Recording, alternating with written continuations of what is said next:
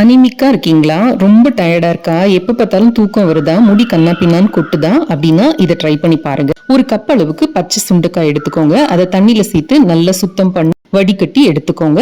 இதை இப்ப நம்ம இடிச்சுக்க போறோம். ஒரு பேசின்ல இந்த மாதிரி போட்டு நம்ம இஞ்சி பூண்டு இடிக்கிற கல் இருக்கும் பாத்தீங்களா, அதுல போட்டு இடிச்சு உடனே தண்ணியில எடுத்து போட்டு ஒரு அலசி திரும்ப வேற தண்ணி மாத்தி அதை வச்சிருங்க. அப்பதான் அது கருக்காம இருக்கும், இல்லாட்டி கருத்து போயிடும். இப்போ ஒரு வானலியில ஒரு டீஸ்பூன் அளவுக்கு நெய் சேர்த்துக்கோங்க.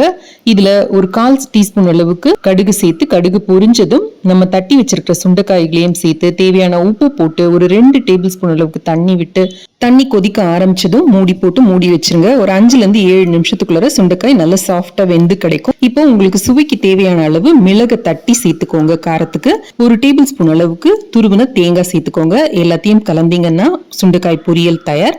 இந்த மாதிரி செஞ்சு டெய்லி ஒரு கப் சாப்பிட்டீங்கன்னா ஒரே வாரத்துல உங்களோட ஹெச்பி நல்லா இம்ப்ரூவ் ஆகுறது தெரியும். தேங்க்ஸ் ஃபார் வாட்சிங்.